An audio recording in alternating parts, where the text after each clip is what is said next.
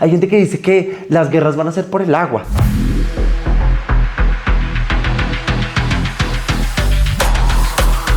Bienvenidos una vez más a este podcast que se llama De la Teoría de la Arquitectura. Hoy tenemos un gran invitado, Sebastián.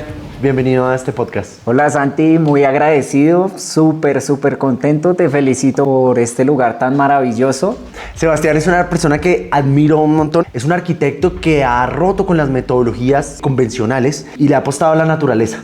Está especializado en dos materiales muy fuertes, ¿no? Una recuperación de agua con piscinas naturales y otra muy importante que es el manejo del aguado en la construcción. Sí, exacto. Es algo que he roto fuertemente en mi vida y fue dejar de hacer arquitectura convencional para hacer algo más natural. Es salirse uno de todos esos patrones que te enseñaron en la universidad, de todo eso que nos decían cómo tenía que ser la arquitectura y empezar de nuevo. Eso puede pasar, pero las bases igualmente quedan, ¿no? Es importante que en este podcast, a diferencia de los podcasts que hemos venido hablando sobre la tecnología, la robótica y la inteligencia artificial, y todos ellos como convergen en la arquitectura, nos vamos a dar cuenta que la tecnología no solo está en la robótica y en la inteligencia artificial, sino que también podemos optimizar espacios desde el punto de vista natural. Empezando por, yo creería que la arquitectura bioclimática. Exacto, y además que ahorita estamos viendo todo lo que tiene que ver con la bioclimática, la biomímesis, y tú evalúas la palabra biomímesis y dice bio de todo lo que es lo natural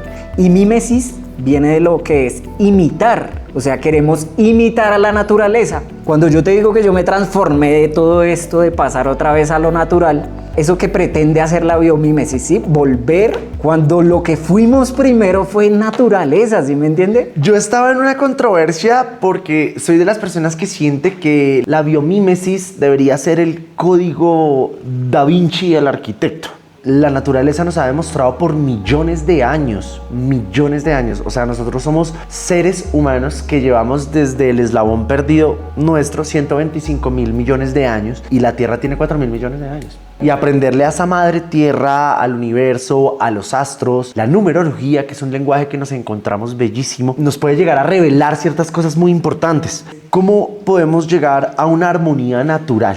¿Cierto? Cómo la bioclimática puede llegar a ser un eje y que está tan separado de todos los demás en la arquitectura convencional. Entonces, esto en el futuro, ¿cómo podemos visionar en el tiempo que será esta arquitectura? Si bien es cierto y es algo que quiero hablar hoy, en la arquitectura hemos demostrado que un lugar que no está habitado por el hombre siempre será absorbido por la naturaleza. Exacto. La arquitectura, la palabra arquitectura, tiene un sonido que es el de la creación, que es ar. Cuando yo hablo de arquitectura estoy hablando de crear. Cualquier persona es capaz de crear, ¿sí me entiendes? Ahorita con lo que viene también la inteligencia artificial, la gente se está dando cuenta que puede crear cosas. Yo soy de los que digo que todos los seres humanos podemos crear y co-crear. La operación de co-crear es inmerso a nosotros, o sea, está intrínseco en nosotros las 7 artes de las que tanto hemos hablado y podemos desarrollar, ejecutar, accionar cualquiera de estas artes, dentro de ellas la arquitectura. Y ligándonos a la biomímesis nos puede llevar a oportunidades naturales que se puedan salir hoy de nuestra cabeza. Si yo quisiera hacer un primer recorrido hablando desde el hoy en tecnología natural, que es la misma biomímesis y la bioclimática,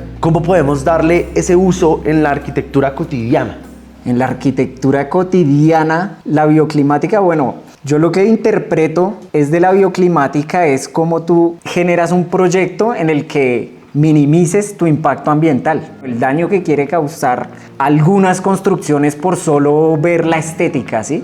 Porque una obra sea estéticamente visual, sí, se pierde esa armonía con la naturaleza. Lo que nos lleva a mostrar, digamos, el juego de las formas orgánicas, ¿no? Todo lo que tiene que ver también con la geometría sagrada, con todo este juego de utilizar formas que ya se salen de pronto tanto cuadrados, sino de darle un tono orgánico a la materia. Yo soy de los que no solo presiento, siento y vivo en la creación humana, que es el cuadrado. El triángulo es muy deidad, sí, ¿cierto? Sí. En el significado de la numerología. Y el círculo es infinitud total. Pero el cuadrado, usted no ve estrellas cuadradas, usted no ve montañas cuadradas, usted no ve riscos cuadrados, usted nada de lo que vea en la naturaleza, árboles no ve cuadrados. Todo va acogiéndose a su forma de acuerdo a lo que el tiempo dictamine para esa operación. Tuve la oportunidad de charlar con una de las personas más influyentes en la operación de recursos naturales por medio de energías alternativas, en este caso la energía solar. Algo que me decía él era que la palabra autosustentable era un error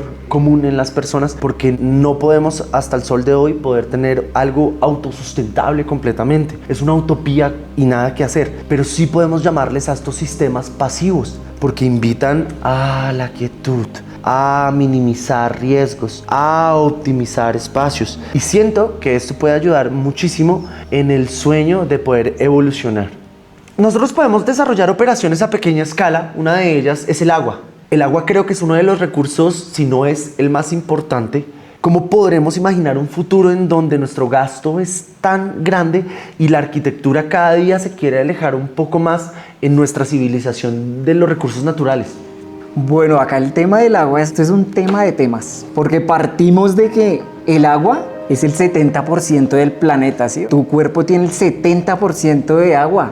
O sea, es una cosa que somos agua. Masaru Emoto es un japonés, él hizo un experimento y empezó a hablarle al agua, empezó a hablarle y el agua se empezó a transformar a medida que él le decía cosas. Entonces imagínate lo que puede pasar en un proyecto donde tiene mucha agua.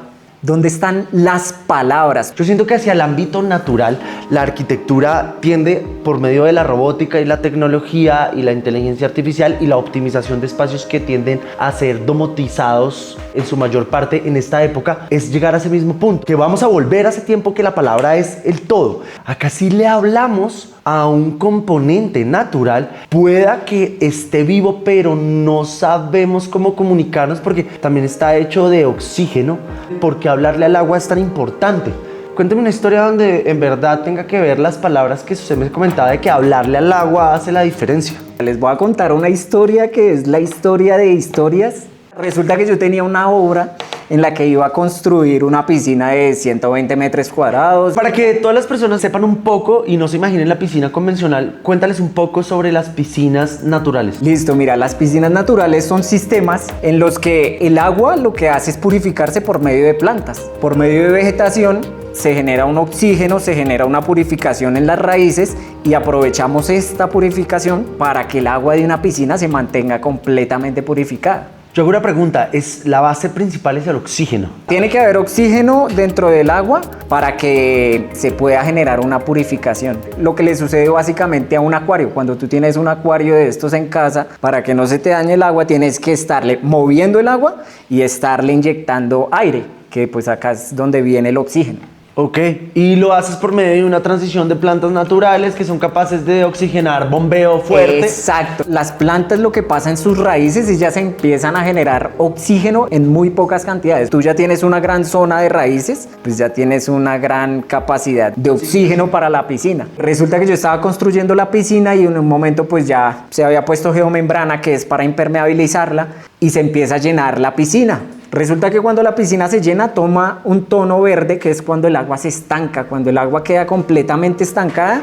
Y no tiene oxígeno. Exactamente, no tiene oxígeno ni movimiento, el agua toma un tono verde y te empieza a oler hasta feo. Es agua estancada. Empieza a oler como a lodo, a Fíjate que eso podredumbre. pasa en la arquitectura, lo que se queda quieto se pudre. Si tú no creas, si tú no te mueves, si tú no pones... La maravillosa forma de habitar un edificio es lo que le da vida a ese edificio. Que las personas sean capaces de recorrer un espacio, de sentirlo, de admirarlo. El simple hecho de vivir en el espacio. Recorrer por un hall para llegar a un apartamento, recorrer por un espacio para de un punto A a un punto B hace la diferencia porque nuestra aura energética, y estoy hablando de energía eléctrica. Sí, nosotros somos capaces de transmitir energía eléctrica, tanto así que en Japón, por ejemplo, en las calles más concurridas son capaces de tener un sobresuelo que es capaz de absorber la energía que nosotros producimos al caminar y la convierten en vatios, la regresan al ecosistema, y esto me parece también muy chévere. Ahí ahorita quiero retomar porque hay una palabra en todo lo que expusiste y es la palabra habitar. Habitar es una palabra que si tú te pones a mirar cuando uno crea un proyecto, el desde dónde yo creo ese proyecto es la base para que cualquier persona que entre a este lugar se transforme. El desde dónde no lo tiene un computador, no te lo puede hacer la inteligencia artificial, nada, lo tienes que hacer tú y es aquí adentro. ¿Ven? Cuando tú unes esa creatividad, cuando está eso unido acá, esos lugares se vuelven mágicos, es lugares que tú llegas y dices, pues pucha, este lugar que tienes, ¿sí me entiende? Es potencia, ¿sí? Eso es lo que tú estás dejando delegado en un lugar. Había un científico que ahorita se me escapa el nombre, que era capaz de decir que si arquitectábamos la arquitectura como está hecho el cuerpo humano, vamos a tener distintas fuentes de reparto energético, que en este caso pues es todo lo que oxigena nuestro cuerpo. Y pues me parece que si en un volumen arquitectónico somos capaces de repartir cargas energéticas distintas, después de poder entender que no voy a volverme autosustentable, sino lo voy a llamar de una forma pasiva, el poder evolucionar un sistema. Por ejemplo, bajar la carga energética del gasto energético con varios accionarios dentro del edificio. Uno, con la buena implementación de luz natural. Dos, con poder poner, no sé, de pronto energías alternativas como panelería solar, eólica. E ir cargando el edificio de esos gadgets en distintos niveles hace que empiece a funcionar otra vez con biomímesis. Y mira lo que decías ahorita, o sea, hiciste ese juego de ver la arquitectura en el cuerpo. Si tú eres capaz de transformar tu cuerpo, ahí es donde empieza la arquitectura, ¿sí? O sea, no empieza, digamos, yo empiezo a dibujar y el proyecto, sino es yo qué estoy emanando, qué es lo que yo irradio, men. Si tú quieres, muy seguramente si tú estás triste, re mal o algo, pues vas a emanar quizás una canción triste, ¿sí? Algo no muy bueno, digámoslo. Como estés tú en tu centro, así dibujas, así creas estos espacios, así creas todo lo que vayas a emanar de aquí para afuera, lo que llamaría uno el exterior, todo lo que creamos, toda nuestra realidad, pero estando adentro, sincronizado tanto adentro como afuera. Lo que llamarían algunas personas en el backing, que es la parte interna de este ejercicio. Oiga, cuéntese entonces la historia que va a echar del agua.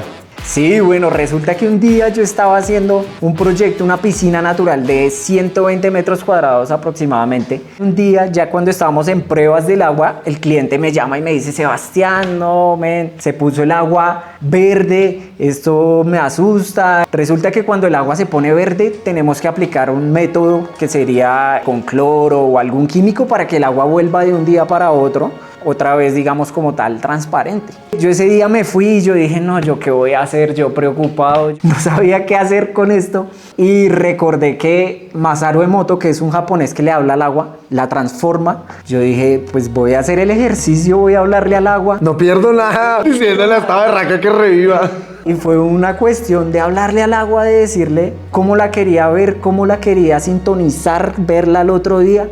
Y oh sorpresa, al día siguiente, un señor muy, todo tiene que ser científico, ¿sí? Si usted me va a hacer esto, compruébeme que esto funciona, compruébeme que esto. A veces hay cosas que, y más con la naturaleza, no podemos todo el tiempo tener una comprobación de método científico, no porque no la exista ni no la haya, sino porque no nos hemos topado con ella. En la teoría de Jacobo Grinberg, en la ley sintérgica, él cuenta 4 fases que son muy importantes para la evolución mental de algo. Una es poder conectar con la latiz, otra de ellas es poder declararlo. Cuando lo declare, créalo, y al creerlo ya hace parte de este plano físico. Lo acaba usted de traer con la palabra. Entonces, Santi, yo llego y hago eso. Al otro día, cuando yo abro el WhatsApp y me dice, venga, necesito que venga el proyecto y me explique acá algo porque no comprendo científicamente qué pasó. Y yo, ay, fue pucha, ahora qué se dañó. Cuando yo llego y el agua transparente, yo no lo creía. Entonces él empezó, por favor, dígame qué fue lo que le pasó al agua. Y yo le dije,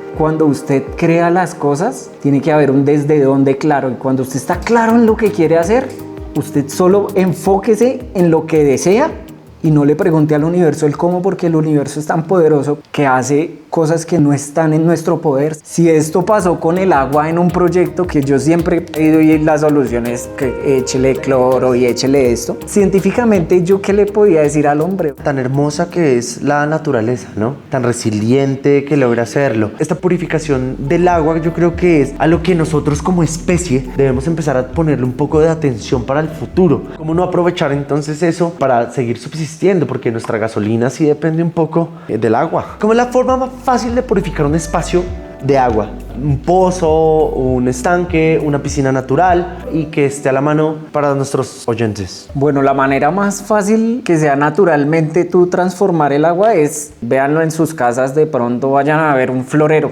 Usted va a ver el agua que si usted deja el agua en un florero, se estanca y se daña y no queda sin oxígeno, entonces ella va a perder sus cualidades. Pero si tú le pones una serie de flores, le pones unas planticas, le pones... Nombres, regálenos nombres. Vas a lograr que, digamos, el agua te dure 4 días clara. Es más, mucho. Te puede durar meses por solo tener una planta metida con las raíces ahí. ¿Cualquier tipo de planta? Cualquier tipo de planta. Haz el ejercicio con unos papiros. No, donde los deje un día en un florero, a los días ya no hay agua. Es lo otro. Porque el papiro es de los que más absorbe agua. Pero entonces tú vas a ver que el agua se mantiene muy clara. O sea, es un agua que se va a mantener bien. Hay una planta también, yo la tengo ahí en mi casa, se llama Black Magic. Esa Black Magic tú la pones y mantiene el agua más limpia que cualquier cosa, no se puede.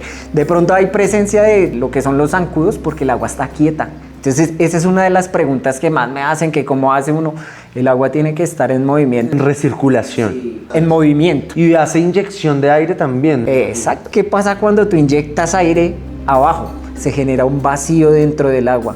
Y cuando se genera un vacío, ¿qué pasa en el agua? El agua va a venir a llenarlo. Entonces, cuando el agua viene y llena ese vacío, acá se genera otro, entonces generas una circulación. Por eso el inyectar aire es un movimiento de recirculación de agua. La misión del agua es separar las partículas de oxígeno lo más rápido posible. Exactamente. Y entonces ahí tú vas a empezar a ver que estás generando un movimiento constante. Ahora, si tú generas ese movimiento constante con energía solar, imagínate, entonces ahí ya estamos también optimizando energéticamente. Ahora vete más allá, más profundo. Las plantas generan energía en las raíces. ¿Qué pasa si uno abstrae esa energía que tiene una piscina natural y yo empiezo a generar motores que la misma piscina me genere energía para mover la piscina? Esas son cosas que la naturaleza... Está comprobado con un tester, evalúa. La Tierra tiene energía, pues es muy poca, pero si tú logras hacerla en serie, que es lo que en serie se unen varios puntos, pues vas a lograr por lo menos hacer mover algo muy suave. Hay un proyecto, no sé, es un pelado como en Chile o en Perú. El pelado coge y saca energía de las raíces de la planta y genera electricidad en lugares por allá remotos. Es un peruano. Que no llega. Sí, es un sí, pelado. Yo le conocí el proyecto, muy bueno. A la larga la energía está en todo, ¿no? Yo la puedo abstraer de cualquier cosa, solo que es transformarla, ¿no? Eso nos lleva a soluciones más adelante y van a ser soluciones muy buenas porque el simple hecho de restaurar ecosistemas con soluciones naturales yo creo que ayuda a que el ecosistema tome de nuevo vida, pero al traer de otras regiones estos ecosistemas también afectan el status quo de la naturaleza, ¿no? Un ejemplo muy grande para Latinoamérica es que como necesitaban secar, por ejemplo, Bogotá, los españoles traen a nada más y nada menos que el eucalipto. La mata de eucalipto es traída de Europa a Colombia, a Bogotá, para poder secar toda Bogotá, porque la absorción es muy amplia. Claro, los cambios no se van a empezar a notar sino hasta estos nuevos momentos en donde ya absorben todo lo que podían y empieza a erosionarse el suelo. Y esto en verdad a la larga, si no se tiene una buena investigación de la fitotectura, puede que no solo cambie el ecosistema, sino sea capaz de entorpecer su entorno y darle otra calidad de desarrollo. Hay otra mata, que es la acacia, por ejemplo, y la acacia tiene en sus semillas un volumen de repartición frondoso. Es capaz de una sola semilla generar 25 a 30 árboles con una semilla. La acacia es una creación para poder producir madera barata rápido, pero también en Colombia se empieza a difundir ella en Boyacá, por ejemplo. En Boyacá es un veneno la acacia y que en Latinoamérica la vegetación tiende a ser más tupida, más pequeña, más recogida. Entonces llega cualquier otro y la zapatea. Y esta acacia es capaz de coger y regarse en 1 hectárea en 3 meses. Mira que en las piscinas naturales hay una planta que es el buchón de agua. Y es una planta invasiva. Esta planta tú también la pones y se reproduce muy rápido. Y es una planta purificadora, es altamente purificadora. Invasivos nosotros que la pusimos ahí. Sí, eso. A eso quería ir. Lo que decías es que toda acción tiene una reacción. El hecho de que yo traiga una planta de aquí, se me va a mejorar la tierra, pero me va a disminuir el agua. Siempre, toda acción va a tener algo que tú vas a decir. Es la tercera ley de Newton. Siempre va a pasar algo. ¿Sí? Yo leí sobre algunas arenas que eran capaces de limpiar el agua sin químicos. ¿Están basados en qué? ¿En sales? ¿O como el mar? Exacto, como el mar. Básicamente son sales que limpian, pero pues todo esto también tiene un costo. Bueno, debe haber lugares donde esté la arena y que tú la saques y puedas ahí purificar el agua. Entonces, si nos vamos al futuro, que es de lo que más me gusta hablar en este podcast, podríamos empezar a retomar el poder reforestar espacios en ciudades que van a empezar a crecer, como yo lo decía antes, con la robótica, hacer edificios gigantescos entre ellos, y vamos a tener lugares destinados, por ejemplo, a humedales. Una ciudad no existe si no tiene humedales, y es algo que regionalmente hay que cultivar. Ciudades muy especializadas, y no quiero decir nombres puntuales, hacen ejercicios hasta en las orejas de las vías para tener pequeños humedales para las sequías, y hacen tratamientos transicionales de agua. Como San Francisco también protegen el agua con pequeñas bolas en polímeros para darle una capa antes de lo que va a hacer la reacción del agua, ¿cierto? No le hacen ese proceso de ser invasivo como lo hace el polímero normal, que es el plástico, que en cualquier contacto con el agua se desprenden partículas muy rápido, sino más bien es capaz de generar una capa protectora para las sequías. Ahorita tenemos evoluciones con el agua, pero el agua yo creo que es uno de los temas más álgidos. Hay gente que dice que las guerras van a ser por el agua.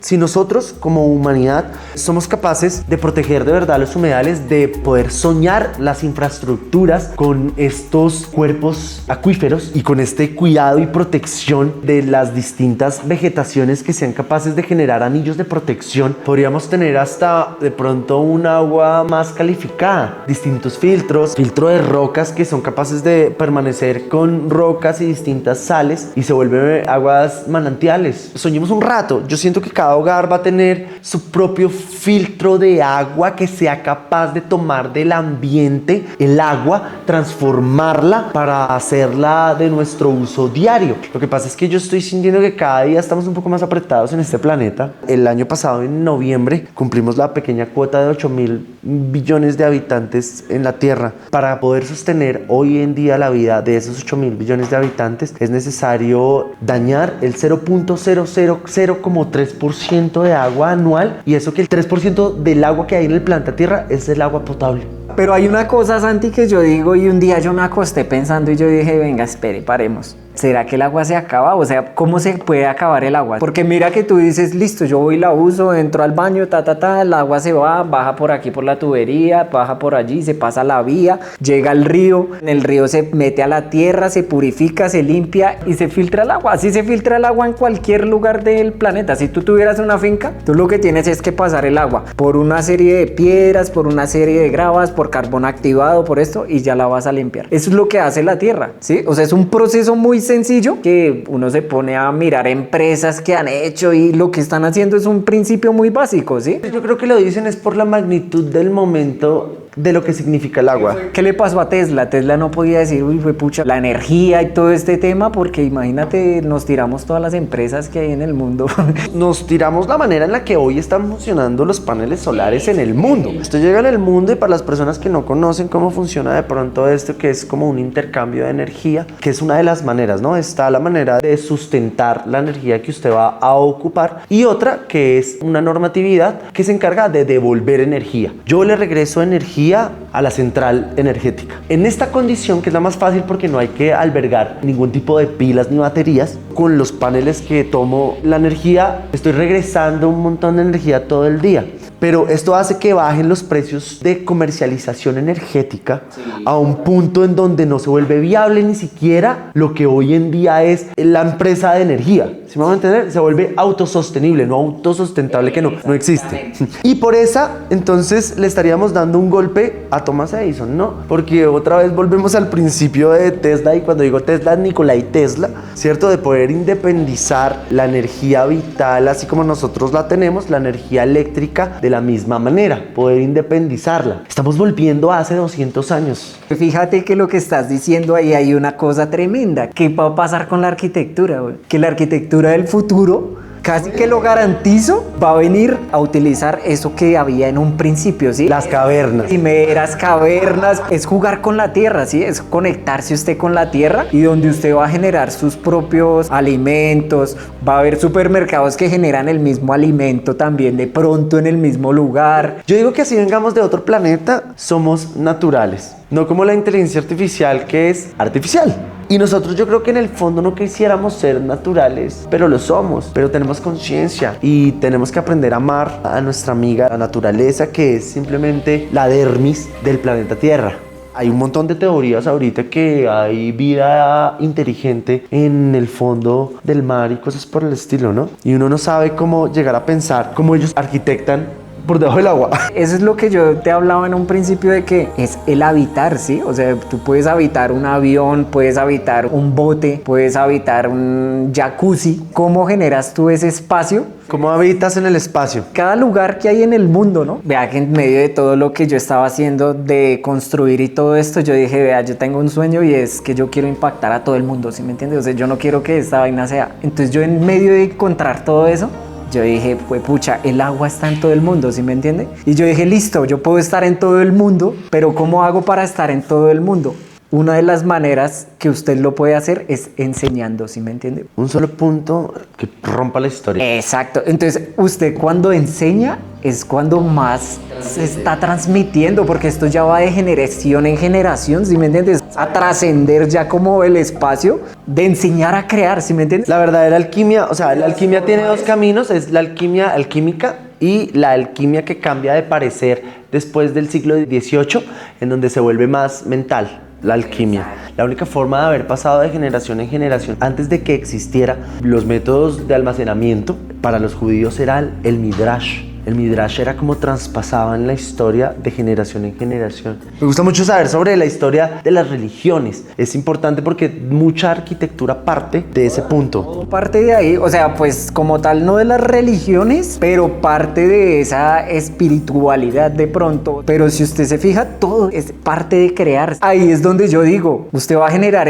cambios cuando este templo cambie. Y este templo es este cuerpo. Es que eso es lo que hacemos nosotros como arquitectos, a llegar a ver lo que alguien dice, uy, no, pues yo no me imaginaba esta casa, y usted, no, si yo ya la había visto y la vi desde el principio. Yo creería que más bien estamos innovando, porque siempre podríamos llegar a dar un mejor resultado, siempre y cuando sea para el bien del mañana. Yo ahí lo que veo es que vamos a aprender la manera en que podamos utilizar energía de la naturaleza, ¿sí? Es una transformación. Entonces, pues nada, Sebas, gracias por venir a este podcast, creo que... No, gracias Santi, gracias a ti, excelente. Ideal que se generen más espacios así, ¿no? Donde podamos debatir y ver también las diferentes formas de ver la arquitectura y que además a la larga la inteligencia artificial, la robótica, son herramientas bien utilizada o mal utilizada, te puede dar diferentes resultados. Y depende de ti, es el mensaje. Pues espero que haya sido de su agrado este podcast. Y ya para despedirnos, no quiero dejar otra cosa, y es ¿cómo ordenarías una nueva agenda en donde incluyas esta biomímesis en tu vida?